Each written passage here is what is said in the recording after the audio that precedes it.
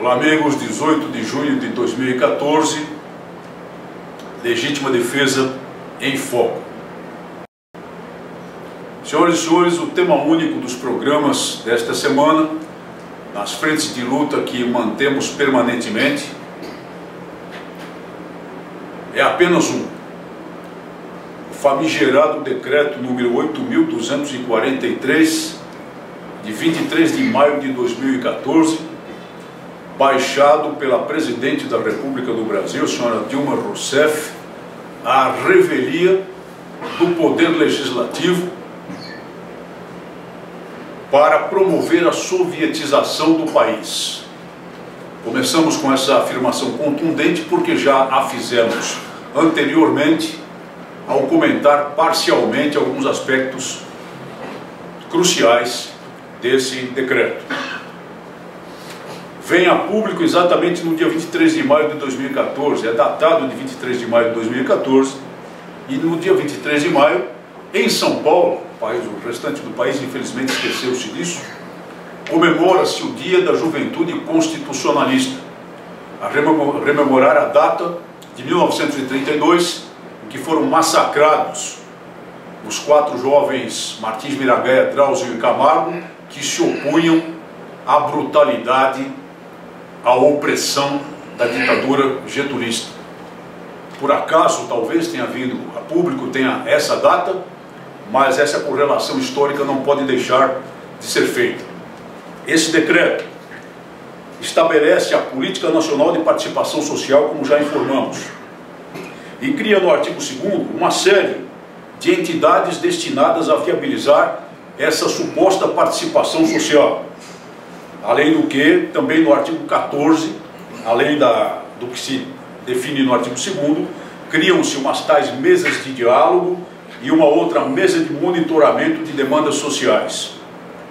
Qual que é o resultado a ser produzido pelas imposições desse decreto, nos termos do artigo 2º, do 14 e do 19? A instituição, por ato normativo, por ato executivo, e não por lei, e não com a participação do Poder Legislativo, como se impõe constitucionalmente na República Federativa do Brasil, de determinados órgãos, determinados conselhos, e a palavra conselho, evidentemente, remete à sua originária em idioma russo, que é o soviete. A palavra soviete é uma transliteração do russo soviet, cujo significado essencialmente é conselho, e tenta enfiar goela abaixo do país um dispositivo de conselhos nos âmbitos municipal, estadual, no âmbito da União, agregados a todos os órgãos públicos do Poder Executivo, agregados a todo o sistema decisório político do país, de modo decisivo e frequentemente de modo decisório também, de modo deliberativo e impositivo. Vejam, por exemplo, uma das pérolas do decreto, quando se trata, por exemplo, das chamadas mesas de diálogo do artigo 14, que no parágrafo único estabelece que as mesas de diálogo criadas para o aperfeiçoamento das condições e relações do trabalho deverão preferencialmente ter natureza tripartite, de maneira a envolver representantes dos empregados, dos empregadores e do governo, ou seja, suprimindo a instância determinada pela estrutura constitucional brasileira e pela legislação infraconstitucional, que é a Justiça do Trabalho, e criando, portanto, um poder judicial paralelo no país. Bastaria isso para que se verificasse a inconstitucionalidade e o verdadeiro sentido desse decreto. Mas esses conselhos, encastelados nos órgãos públicos, serão indicados a dedo, escolhidos a dedo pelo Poder Executivo, sem que haja uma lei, sem que haja uma norma efetivamente examinada pelo Poder Legislativo, votada pelo Poder Legislativo, a disciplinar a formação, a constituição e a necessária eleição democrática de qualquer conselho que se forme no país, à semelhança de outros que já funcionam com base em lei.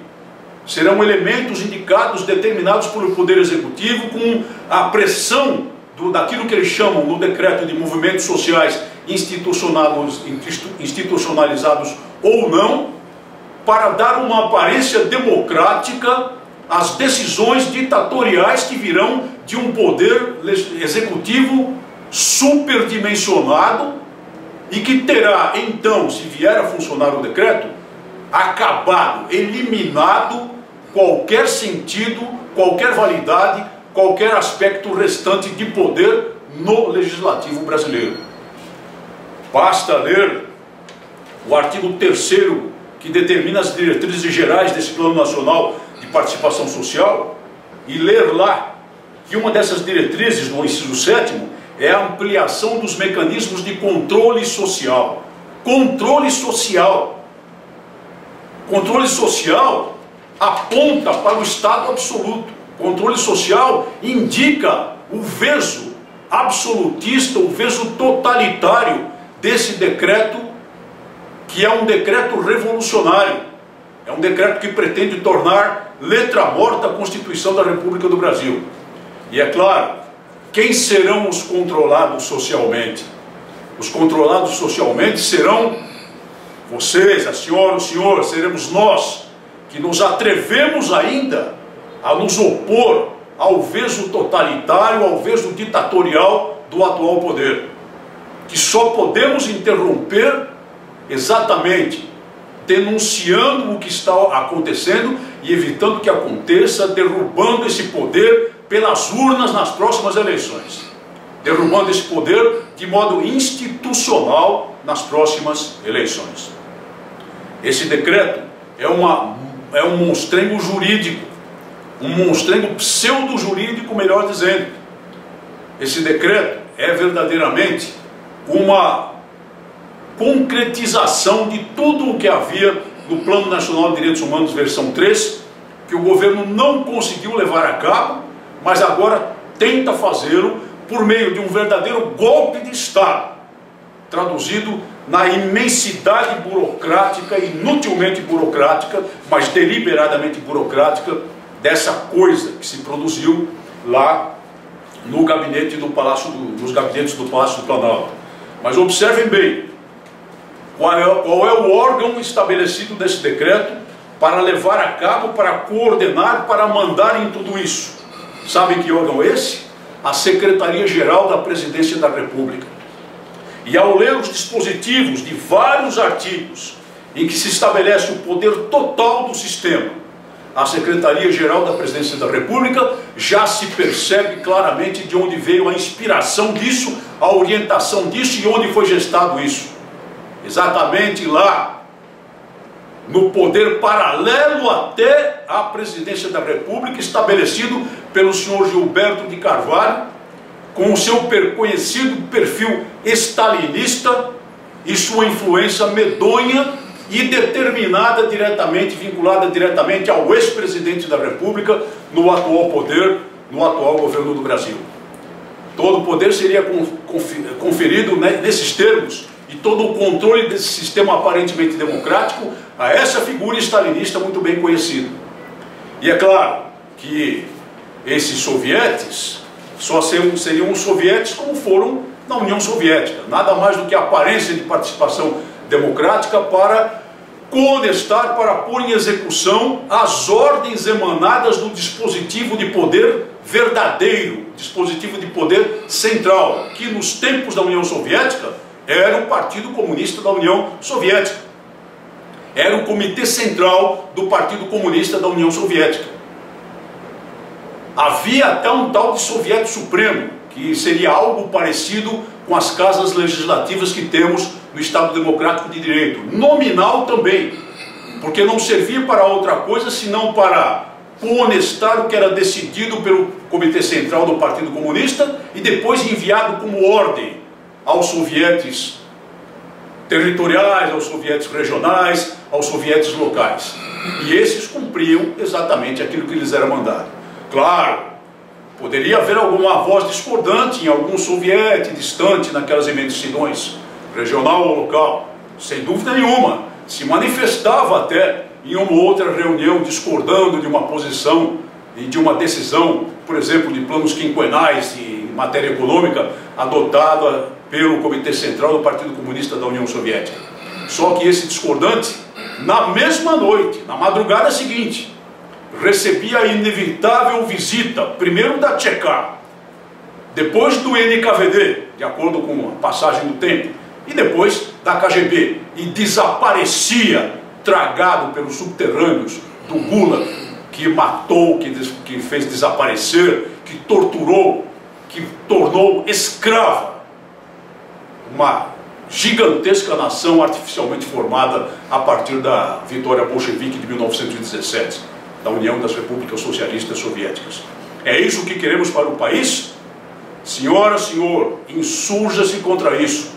Use de todo o seu poder de influência na sociedade para denunciar a realidade que existe por trás deste documento verdadeiramente ditatorial.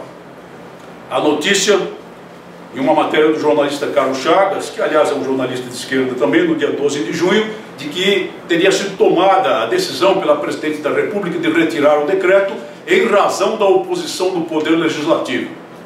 Se isso acontecer, será uma demonstração de independência e de soberania do Poder Legislativo, de que até duvidamos, porque as pessoas que dirigem esses poderes são associadas ao atual poder. Mas, por outro lado, existe a certeza também de que, se for retirado, será no bojo de um acordo político para receber, nos mesmos termos do Poder Executivo, um projeto de lei que aí sim seria, então, processado naturalmente pelo Poder Legislativo, a dar roupagem democrática para esta tentativa de golpe de Estado. Mas vamos continuar atentos para levar ao seu conhecimento e para denunciar o que ocorre. E esperamos que haja uma verdadeira mobilização da sociedade brasileira, a verdadeira sociedade brasileira, a fim de preservar o Estado democrático de direito em oposição a esse decreto autoritário, a esse verdadeiro golpe de Estado, que é o decreto número 8.243, de 23 de maio de 2014, que vá para a lata de lixo da história. Claro, meus amigos, que tudo isso é o deságue do processo de revolução cultural. E aí, nós somos obrigados a perquirir qual a verdadeira razão pela qual tentam violar um direito que nós reputamos constitucional, o direito à posse mansa e pacífica de armas de fogo para a defesa do lar, para a defesa das pessoas. Evidentemente que um poder de veso ditatorial só quer armas nas mãos dos amigos certos e não quer armas nas mãos daqueles que poderiam opor-se a ele caso houvesse, e esperamos que não haja, uma tentativa de empalme total do poder do nosso país.